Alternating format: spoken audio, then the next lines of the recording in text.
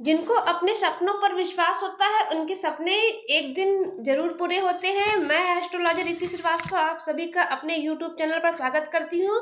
और यदि आपको मेरा चैनल पसंद आ रहा है तो प्लीज़ लाइक और सब्सक्राइब जरूर करिए। तो आज हम बात करेंगे 29 मार्च को शनि जो है वो कुंभ राशि से मीन राशि में प्रवेश कर जाएंगे, जिसके साथ ही सिंह राशि वालों के ऊपर शनि की ढैया शुरू हो जाएगी। तो सबसे पहले हम बात करेंगे कि शनि की साढ़े साती और ढैया होती क्या है। तो अगर आपकी चंद्र राशि से यदि शनि जो है वो द्वितीय या 12वें भाव में गोचर कर रहे हैं तो ये जो अवधि होती है ये पूरी 7.5 साल की अवधि होती है, जिसमें शनिदेव एक राशि में 2.5 वर्ष तक रहते हैं। तो ये चंद्र के आसपास ही रहते हैं, आपकी चंद्र राशि के आसपास ही रहते हैं। इसी को साढ़े साती कहते हैं, जो कि प्राचीन काल में हमारे शास्त्रों में साढ़े साती का वर्णन नहीं है, लेकिन ये चंद्र राशि को प्रभावित करती है। इसलिए ये जो समय रहता है, ये जो समय की अवधि रहती है वो थोड़ी खतरनाक होती है। इसमें शनि जो आप कर्म किए रहेंगे उसी अनुसार आपको दंड देंगे।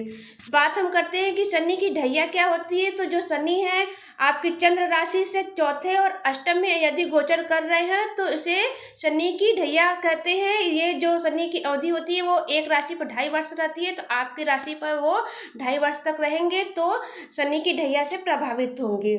तो शनि की चतुर्थ ढैया से भी ज़्यादा जो खतरनाक होती है वो अष्टम ढैया होती है। तो बात हम करें कि क्या हमें शनि की ढैया में डरना चाहिए, क्योंकि जो एस्ट्रोलॉजर होते हैं आपको बता देंगे कुंडली देख करके कि आपके ऊपर ढैया लगने वाली है। तो वास्तव में ये हमें डरना नहीं चाहिए, ढैया से या साढ़े साती से डरना नहीं चाहिए, क्योंकि जो हम कर्म किए रहेंगे वही हमें साढ़े साती और ढैया के दौरान हमें उसका दंड मिलेगा, उसका भोग दंड मिलेगा। क्योंकि कृष्ण भगवान ने शनिदेव को दंडाधिकारी के पद पर नियुक्त किया हुआ है, तो शनिदेव इसका पालन करते हैं क्योंकि वो दंडाधिकारी हैं। तो जो भी आपने जैसा भी कर्म किया है उसी अनुसार आपको रिजल्ट भी देंगे। तो कर्मों से डरिए, कहा जाता है कर्मों से डरिए, शनिदेव से नहीं, क्योंकि शनिदेव आपको माफ कर देंगे। कर्म नहीं तो अपने जो आपने कर्म किया है उसी अनुसार आपको साढ़े साती या ढैया के दौरान रिजल्ट देखने को मिलते हैं। तो इस वक्त जो है सिंह राशि वालों के ऊपर अष्टम में शनि अगर गोचर करेंगे 29 मार्च से, तो ये जो इसका प्रभाव है वो फरवरी से ही शुरू हो जाएगा। फरवरी से ही इनके ऊपर शनि की ढैया के प्रभाव से ये प्रभावित हो जाएंगे।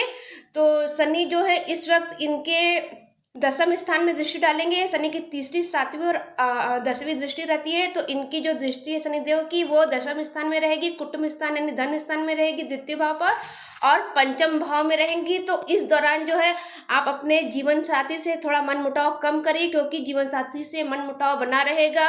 आपके फैमिली में भी प्रॉब्लम आ सकती है, फैमिली वालों से भी झगड़े हो सकते हैं, तो वाद विवाद से बचिए। धन संबंधित प्रॉब्लम हो सकती है। और आपको लव में, जो कि आप लव किसी से करते हैं उसमें भी आपको प्रॉब्लम हो सकती है, संतान संबंधित प्रॉब्लम हो सकती है, क्योंकि जो शनि की 10वीं दृष्टि है वो पंचम स्थान में रहेगी, और पंचम स्थान जो होता है प्रेम संबंध का होता है, संतान का रहता है। तो इस दौरान आपको अपने लव रिलेशनशिप में भी थोड़ा बच के रहना चाहिए।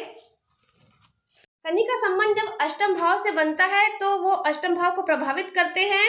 तो इससे जो होता है कि अष्टम भाव आयु का भाव होता है, गुप्त विद्या का भाव होता है। तो आपको हेल्थ संबंधित प्रॉब्लम हो सकती है, हेल्थ में दिक्कत आ सकती है, डायबिटीज की प्रॉब्लम हो सकती है, थायराइड की प्रॉब्लम हो सकती है, यूरिन संबंधित प्रॉब्लम हो सकती है। तो हेल्थ इश्यू इस दौरान बनी रहेगी। तो इस दौरान आपको करना क्या है कि अपनी वाणी पे नियंत्रण रखना है, जिससे कि आपके जो रिलेशन है वो उसमें आप बचे रहें, उसमें आप का जो संबंध है वो अच्छा रहे। अब आपको उपाय क्या करना होगा, जिनके ऊपर इस वक्त शनि की ढैया शुरू हो जाएगी, तो उपाय क्या करना होगा सिंह राशि वालों को कि काले कपड़े का, काली उड़द का दान दीजिए।